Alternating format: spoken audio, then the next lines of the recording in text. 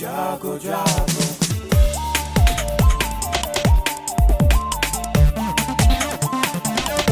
Radio जागो जागो radio जागो 90.4 FM। नमस्कार, ये है रेडियो जागो 90.4 FM हरदोई। अब आप महेश मिश्र से हरदोई की हलचल सुनिए।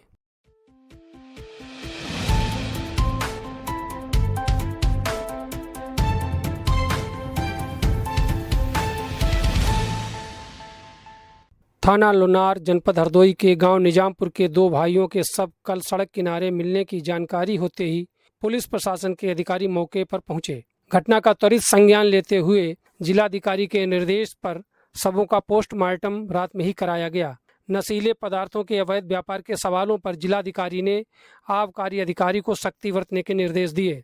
घटना के बारे में आइए सुनते हैं जिलाधिकारी मंगला प्रसाद सिंह द्वारा प्रेस वार्ता में दिए गए वक्तव्य के अंश। 16 जुलाई को ग्राम निजामपुर के रहने वाले दो व्यक्तियों की ग्राम इटौलिया, जो ग्राम निजामपुर से लगभग 4 किलोमीटर दूर है, वहां 200 पाए जाने की जब सूचना मिली तो मौके पर वरिष्ठ अधिकारियों का वहां आगमन हुआ और टीम से जांच पड़ताल कराई गई।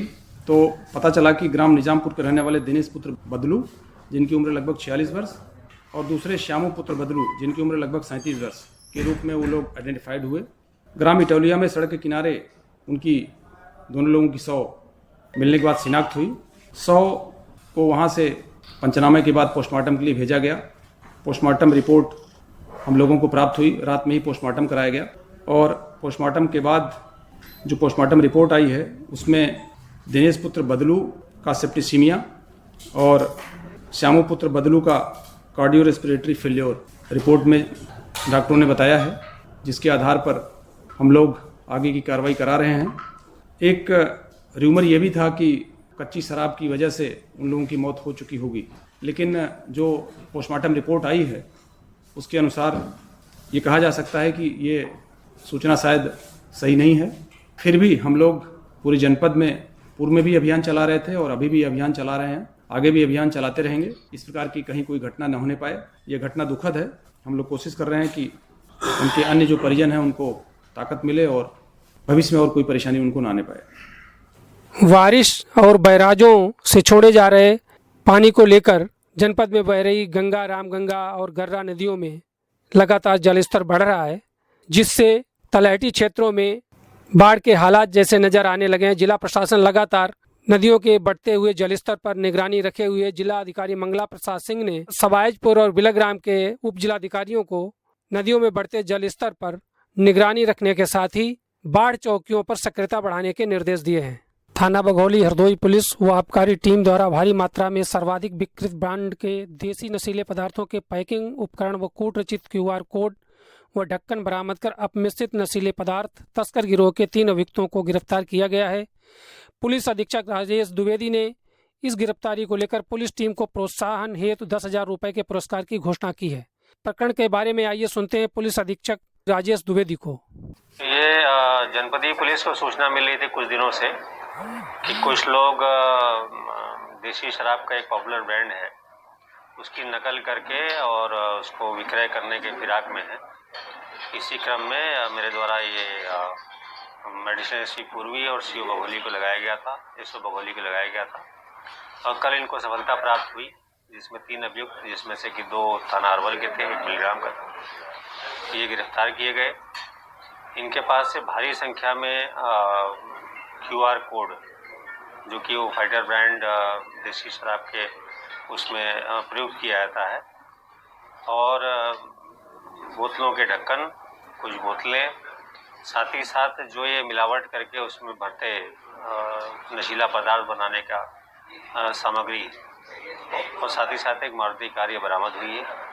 पूछताछ में इनके द्वारा बताया गया कि प्रदेश में ये एक स्थान से इनके द्वारा एक QR कोड छपवाए गए थे, उसके बारे में विवेचना की जाएगी। सभी QR कोड एक ही नंबर के हैं और इनको पकड़ने में पुलिस को भारी सफलता प्राप्त हुई है, जिसके लिए टीम को 10,000 रुपये का इनाम दिया जा रहा है। यदि ये नहीं पकड़े जाते तो शासन को राजस्व की भी हानि होती और किसी दुर्घटना की संभावना से भी इनकार नहीं किया जाता था। बाढ़ और बारिश में सावधानी बरतने को लेकर शासन प्रशासन लगातार चेतावनी जारी कर रहे हैं। बारिश के मौसम में लोगों में भी बिजली के खंभों से करंट उतरने या आसमानी बिजली जैसी आपदाओं से सावधानी बरतने को लेकर चर्चा है। चेतावनी को लेकर आइए सुनते हैं अपर जिलाधिकारी प्रियंका सिंह को। जिला हरदोई के जिला प्रशासन की ओर से और जिला आपदा प्रबंधन प्राधिकरण की तरफ से मैं अपर जिलाधिकारी प्रियंका सिंह जनपद हरदोई के सभी सम्मानित नागरिकों को अवगत कराना चाहूँगी कि जैसा हम सभी जानते हैं कि मानसून आ चुका है और बारिश और साथ ही साथ वज्रपात की घटनाएं भी समय समय पर होती रहती हैं, दैवीय आपदाएं भी आती रहती हैं। उसके बचाव के लिए हम सभी को जागरूक रहना चाहिए और इस संबंध में शासन की तरफ से और जिला प्रशासन की तरफ से समय समय पर दिशा निर्देश जारी किए जाते हैं और जन सामान्य को इनसे अवगत कराया जाता है ताकि हम इन आपदाओं से किस तरह से बच सकते हैं इसके संबंध में हम प्रशिक्षित रहें। तो इस संबंध में जिला प्रशासन की ओर से कुछ दिशा निर्देश जारी किए गए हैं, उनको आप सुने और हमें किस तरह इन घटनाओं से अपने को बचाना है, अपने जीवन को बचाना है, पशुओं को बचाना है। मेरी अपील है कि सभी जन सामान्य इसको सुने और जागरूक हो। जिला आपदा प्रबंधन प्राधिकरण हरदोई द्वारा जनहित में जारी आकाशीय बिजली से बचाव हेतु क्या करें और क्या ना करें। क्या करें? घर से बाहर निकलने के पूर्व भारत सरकार द्वारा निर्मित मौसम पूर्वानुमान हेतु दामिनी ऐप का प्रयोग जरूर करें। बाहर है तो तुरंत किसी पक्के घर में चले जाएं। तालाब को पोखरों, हाई टेंशन लाइन, बिजली के खंभे एवं कटीले तारों से दूर रहे। आसपास सुरक्षित स्थान न होने पर दोनों कानों को बंद कर पैरों को आपस में डालें तथा घुटनों का टेप लेकर कुकड़ू बल बैठ जाएं। पशुओं को सुरक्षित जगहों पर बांधें। खेतों में है तो तुरंत सूखे एवं सुरक्षित स्थानों पर चले जाएं। क्या ना करें? पेड़, बिजली के खंभे, मोबाइल टावर, ऊंचे मकानों के नीचे सरल ना ले। खुले वाहन जैसे साइकिल, मोटरसाइकिल, ट्रैक्टर, बैलगाड़ी आदि की सवारी ना करें। बच्चों को बाहर ना खेलने दें। लोहे की खिड़की, दरवाजे, हैंडपंप एवं नल को न छुए। बचाव के लिए जमीन पर कभी न लेटे। धातु से बने छाता या डंडा का प्रयोग न करें। लैंडलाइन फोन एवं बिजली उपकरणों का प्रयोग न करें। जनपद में किसी समस्या आपातकालीन स्थिति में जिला आपदा कंट्रोल रूम हरदोई संपर्क। आज सावन का सोमवार होने से गंगा घाटों से लेकर मंदिरों सहित हर ओर श्रद्धा और भक्ति का उल्लास है।